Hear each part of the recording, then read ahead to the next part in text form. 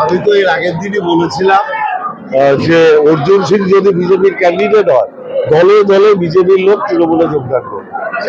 তাহলে কি ভাঙন শুরু হয়ে গেল বিজেপি দলে? বিজেপি তো দেখতেই পাচ্ছেন আপনারা, দলে দলে মানুষ আসছে বিজেপির জন্য তৃণমূলে জয়েন করছে, এবং অর্জুন সিং এর নামটা অ্যানাউন্স হতে দেখুন সারা ব্যারাকপুর জুড়ে বিজেপিতে ভাঙন শুরু হয়ে যাবে। আজকে ব্যারাকপুরে মানে তৃণমূল ছিল না তো বিজেপিতে যোগদান করেছে নীলগঞ্জের অফিসে। কে?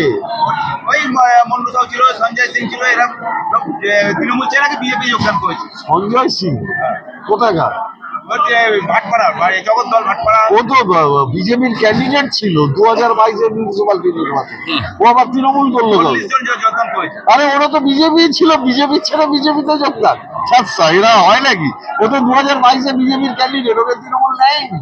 কিন্তু মন্ডু সাউ তো টিএমসিতে ছিল। হ্যাঁ, মন্ডু তো অর্জুনের সাথেই ঘুরতে ছিল, কিন্তু ওই সঞ্জয় সিংরা তো বিজেপি ক্যান্ডিডেট ছিল।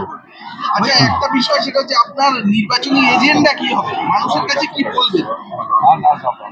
ব্যারাকপুরে গুন্ডারাজ নয়, শান্তি চাই। বলছি দাদা, কোনো সবার আবাস যোজনার টাকা দেওয়ার বন্ধ কথা বললেন, আজকে সাংসদ অভিষেক বন্দ্যোপাধ্যায় ঘোষণা করে দিয়েছেন, বসিরহাটের মঞ্চে বক্তৃতাটা শুনে নেবেন।